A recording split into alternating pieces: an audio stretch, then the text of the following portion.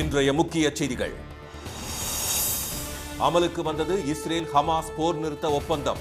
காசாவில் உற்சாக கொண்டாட்டம். நாடு தழுவிய அளவில் சாதிவாரி கணக்கெடுப்பு நடத்த வேண்டும். பீகாரில் மேற்கொள்ளப்பட்டது போலியானது என ராகுல் காந்தி குற்றச்சாட்டு. தமிழக அரசின் நிதி நிலைமை கட்டுக்குள் உள்ளது. எடப்பாடி பழனிசாமி பொய் பிரச்சாரம் செய்வதாக தங்கம் தென்னரசு கண்டனம்.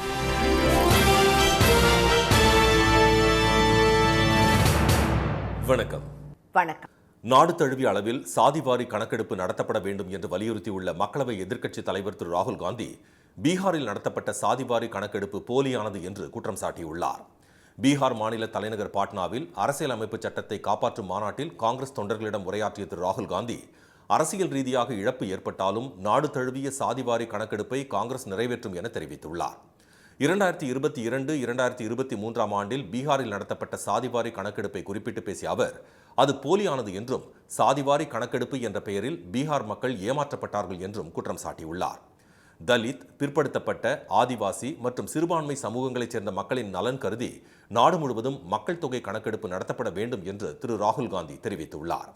அப்போதுதான் அவர்களது மக்கள் தொகை மற்றும் அதிகாரத்துவம், கல்வி நிறுவனங்கள் மற்றும் தனியார் நிறுவனங்களில் அவர்களின் உண்மை நிலை தெரியவரும் என்று அவர் கூறினார்.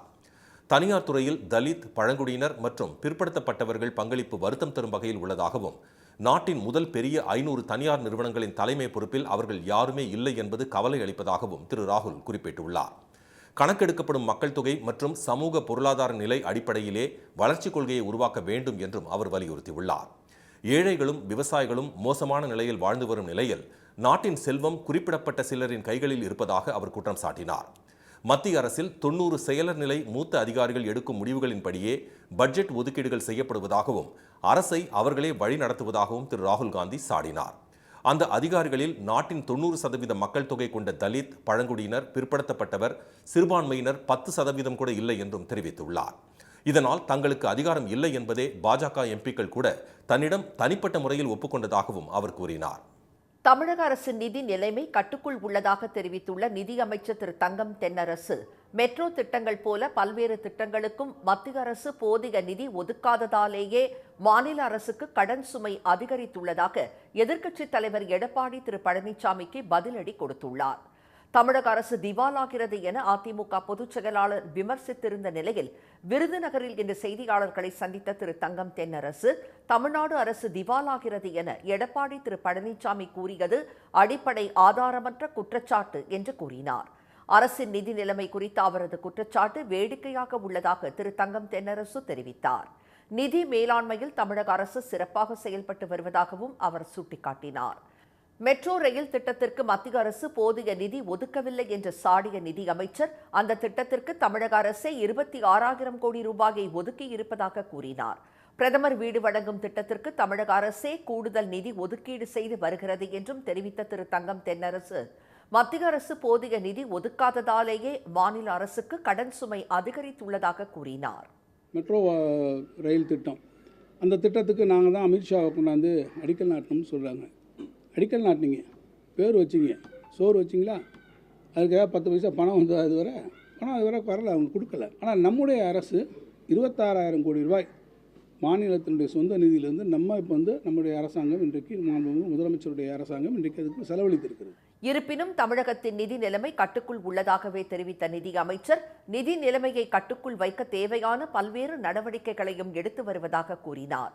ஒவ்வொரு நிதியாண்டும் நிதிக்குழு நிர்ணயம் செய்த அளவை விட குறைவாகவே கடன் பெற்றுள்ளதாகவும் திரு தங்கம் தென்னரசு தெரிவித்தார். பரந்தூர் விமான நிலையம் குறித்த கேள்விக்கு பதிலளித்த அமைச்சர், விமான நிலையங்களை உருவாக்குவது நாட்டின் பொருளாதார வளர்ச்சிக்கு அவசியமானது என்று கூறினார். தற்போதிருக்கும் சென்னை விமான நிலையம் மிகச்சிறிய ஏக்கர் பரப்பளவே உள்ளதாக தெரிவித்த அவர், தொழில் வர்த்தக கட்டமைப்பை உறுதி செய்ய பரந்தூர் விமான நிலையம் உருவாக்கப்படுகிறது என்று கூறினார். இனி வருவது செய்தி துளிகள்.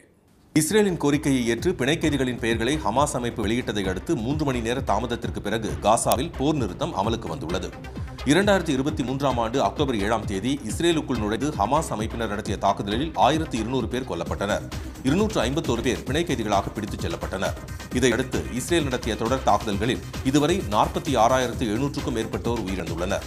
15 மாதங்களாக நடைபெற்று வரும் போரை முடிவுக்கு கொண்டுவர எகிப்து, கத்தார், அமெரிக்கா ஆகியவை முயற்சி மேற்கொண்ட நிலையில் போர் நிறுத்தம் அமலுக்கு வந்துள்ளது. 42 நாட்களுக்கு போர் நிறுத்தம் கடைபிடிக்கப்பட உள்ளது. விண்வெளித்துறையில் இந்தியா அபார வளர்ச்சி அடைந்துள்ளதாக பிரதமர் திரு மோடி பெருமிதம் தெரிவித்துள்ளார். மன் கி பாத் நிகழ்ச்சி மூலம் நாட்டு மக்களிடையே இன்று உரையாற்றிய அவர், நமது விஞ்ஞானிகள் விண்வெளியில் தாவரங்களை வளர்த்து அவற்றை உயிர்ப்புடன் வைத்திருக்க முயற்சிப்பதாக கூறினார். கடந்த டிசம்பர் 30ஆம் தேதியன்று விண்வெளிக்கு அனுப்பப்பட்ட இந்த விதைகள் விண்வெளியில் முளைத்துள்ளதாக சுட்டிக்காட்டிய திரு மோடி, இது எதிர்காலத்தில் விண்வெளியில் காய்கறிகளை வளர்ப்பதற்கான வழிகளை உருவாக்கும் என்று கூறினார். அமெரிக்காவில் டிக்டாக் செயலிக்கு விதிக்கப்பட்ட தடை இன்று முதல் அமலுக்கு வந்துள்ள நிலையில் ஆப்பிள் ஆப் ஸ்டோர் மற்றும் கூகுள் பிளே ஸ்டோரில் இருந்து டிக்டாக் செயலி நீக்கப்பட்டுள்ளது. சீன செயலியான டிக்டாக்கை அமெரிக்காவில் சுமார் 17 கோடி பேர் பயன்படுத்தி வந்த நிலையில் பாதுகாப்பு காரணங்களை சுட்டிக்காட்டி டிக்டாக்கிற்கு அமெரிக்க அரசு தடை விதித்தது. அந்நாட்டு உச்சநீதிமன்றமும் தடையை உறுதிப்படுத்திய நிலையில் டிக்டாக் செயலி தடை அமலுக்கு வந்துள்ளது. ஆம்னி பேருந்துகளுக்கான கட்டணத்தை தமிழ்நாடு அரசை நிர்ணயிக்க வேண்டும் என பாமக தலைவர் டாக்டர் அன்புமணி ராமதாஸ் வலியுறுத்தியுள்ளார். பொங்கல் விடுமுறையை ஒட்டி இயக்கப்படும் பேருந்துகள் கட்டண கொள்ளையில் ஈடுபடுவதை சுட்டிக்காட்டியுள்ள அவர் இதனை கூறியுள்ளார். குற்றால அருவிகளில் அபாய அளவை தாண்டி தண்ணீர் கொட்டுவதால் சுற்றுலா பயணிகள் குளிக்க தடை விதிக்கப்பட்டுள்ளது.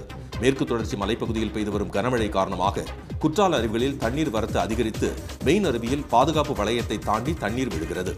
ஐந்தருவி, பழைய குற்றால அருவி உள்ளிட்ட அனைத்து அருவிகளிலும் தண்ணீர் வரத்து அதிகமாக உள்ளதால் சுற்றுலா பயணிகள் குளிக்க தடை விதிக்கப்பட்டுள்ளது. களக்காடு, தலையணை அருவி மற்றும் கும்பக்கரை அருவியிலும் குளிக்க தடை விதிக்கப்பட்டுள்ளது. கன்னியாகுமரி, தூத்துக்குடி, ராமநாதபுரம், தென்காசி ஆகிய 4 மாவட்டங்களில் இன்று கனமழைக்கு வாய்ப்புள்ளதாக சென்னை வானிலை ஆய்வு மையம் தெரிவித்துள்ளது.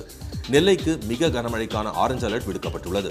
தமிழகம் மற்றும் புதுச்சேரியில் வரும் 23ஆம் தேதி வரை மழைக்கு வாய்ப்புள்ளதாகவும் ஆய்வு மையம் கூறியுள்ளது.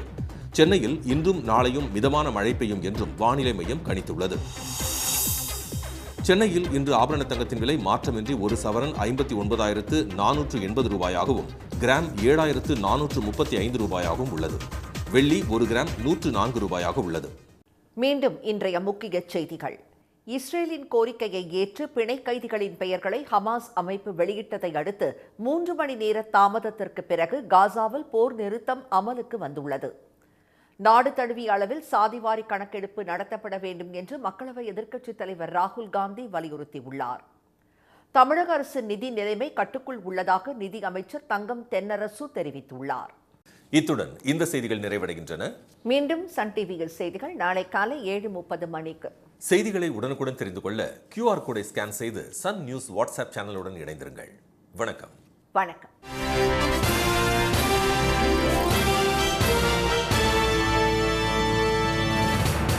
உடனுக்குடன் செய்திகளை தெரிந்து கொள்ள சன் நியூஸ் பெல் ஐகானை கிளிக் பண்ணுங்க.